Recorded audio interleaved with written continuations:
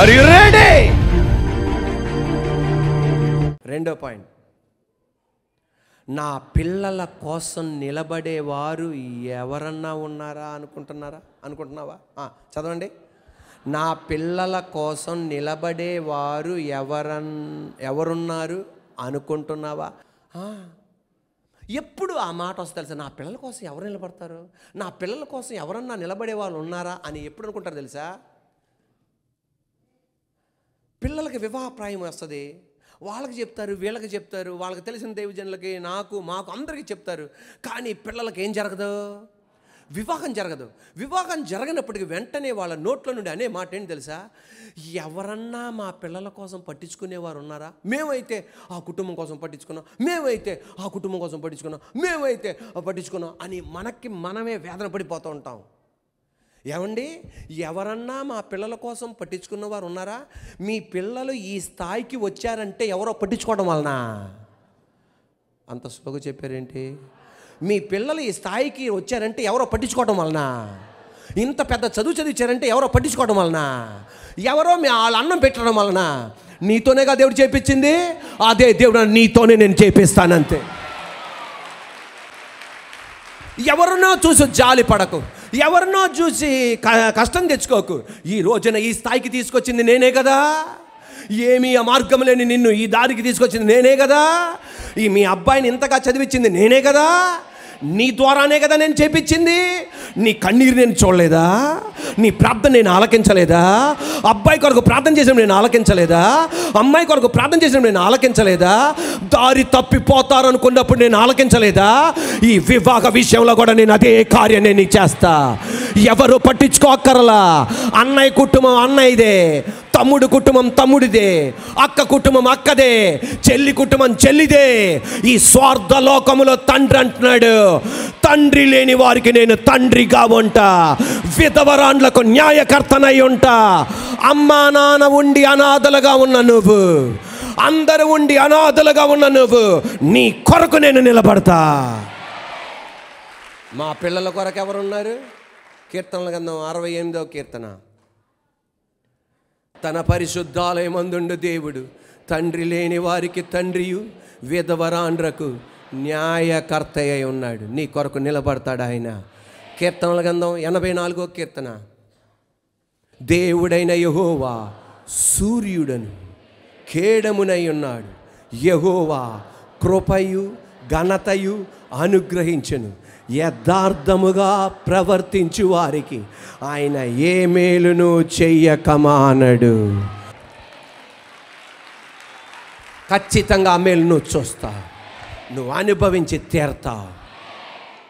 ప్రత్యక్ష గుడారం గడి చెప్పండి. 3 భాగాలు ఉన్నాయి. 1 ఆవరణం, 2 3. చెప్పండి నాన్న గట్టిగా, అందరు గట్టిగా చెప్పాలి. 1 ఆవరణం, 2 3. ఆవరణానికి పైకప్పు ఉంటుందా? అంటే పైకప్పు అంటే మనలాంటి కప్పు కాదు, అంటే తెరలతో, అది నేను అనేది. ఆవరణానికి పైకప్పు ఉంటుందా? ఉంటుందా ఉండదా? ఆ మాట గట్టిగా చెప్పండి నాన్న. ఆవరణానికి అంటే పైకప్పు ఉంటుందా ఉండదా? ఉండదమ్మా, అది కరెక్ట్. ఆవరణానికి పైకప్పు, పరిశుద్ధ స్థలానికి ఉంటుంది, అతి పరిశుద్ధ స్థలానికి ఉంటుంది. Are you ready? మళ్ళా గట్టిగా. ఆవరణానికి పైకప్పు ఉంటుందా? ఉండదు. పరిశుద్ధ స్థలానికి అంటే కప్పు అంటే మనలాంటి సీలింగ్లు అలాంటివి కావు, తెరలతో ఉంటాయి. పరిశుద్ధ స్థలానికి ఉంటుంది, అతి పరిశుద్ధ స్థలానికి. ఆవరణానికి వెలుగు ఉండదా? సూర్యుడి యొక్క వెలుగు. మరి పరిశుద్ధ స్థలానికి మేఘస్తంభమా? దీపస్తంభం వెలుగు. Are you ready? అతి పరిశుద్ధ స్థలానికి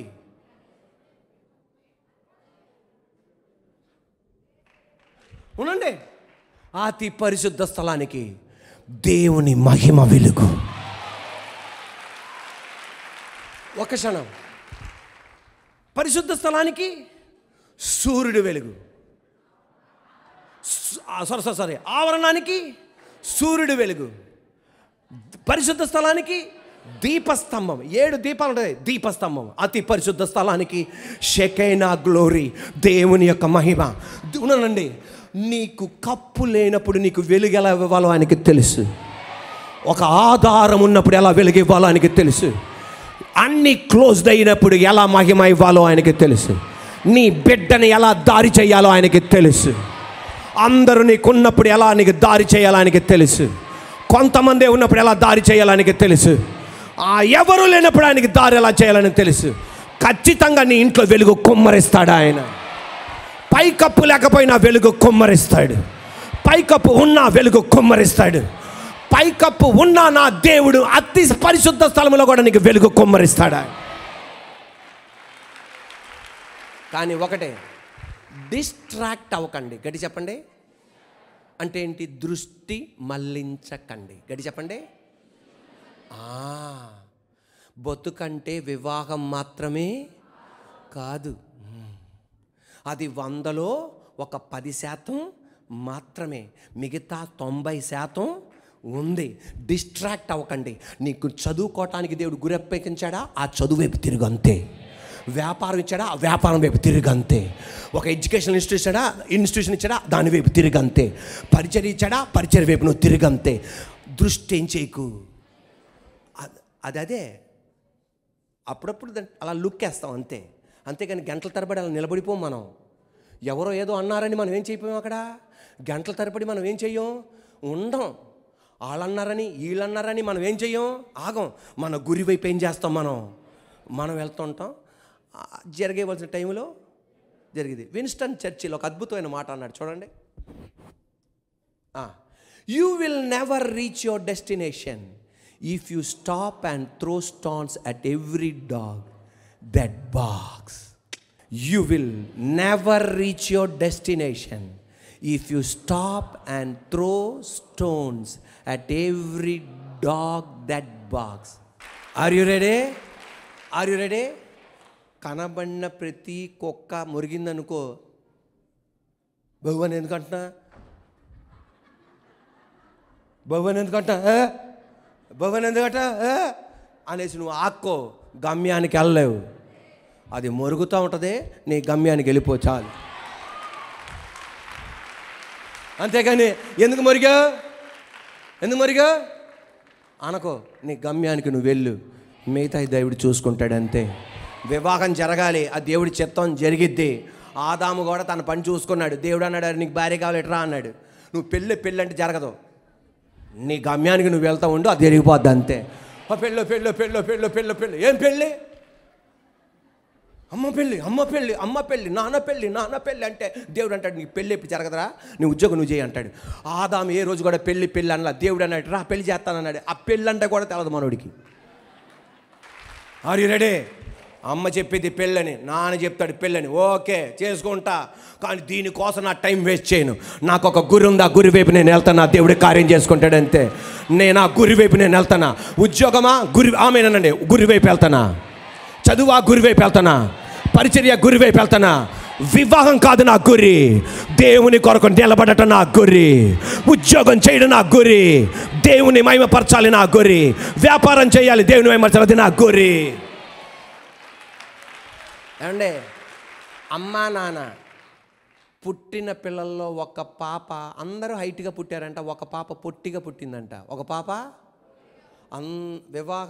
ఆమె ఇంటర్మీడియట్ నుండి అందరూ అనేవాళ్ళంట, మీ అమ్మాయికి ఎలా పెళ్లి చేస్తారు, మీ అమ్మాయికి వెళ్ళి పెళ్లి చేస్తారు. ఈ పొట్టిగా ఉండే పాప అనుకునేదంట, అమ్మా నాన్నకి నన్ను పెళ్లి చేసుకోవడం చాలా కష్టం, అమ్మా నాన్నకి నాకు వివాహం చేయడం చాలా కష్టంలాగా ఉందలే, ఏదన్నా సరే నేను ఐఏఎస్ ఆఫీసర్ అయిపోవాలనుకుంది. ఏమనుకుంది? నేను ఐఏఎస్ ఆఫీసర్ రావాలనుకుంది అంతే. ఆమె గురి మీద ఆమె నిలబడింది. ఎవరు చూసినా అబ్బో మీ అమ్మాయిని చేసుకున్నాం, మీ పెద్ద అమ్మాయిని చేసుకుంటాంలేండి అనేవాళ్ళు. మరి ఈ అమ్మాయో ఎవరు పెళ్లి చేసుకునేవాళ్ళు కదంట. ఏమనుకుంది, నో ప్రాబ్లం. ప్రతి మొరిగే కుక్క దగ్గర నేను ఆగేదేం అక్కర్లా. నా గురే ఉండమా, నా గురి అనుకుంది అంతే. ఐఏఎస్ ఆఫీసర్ అయిపోయింది. ఇక అంతే, వరుస మీద నిలబడ్డాడు.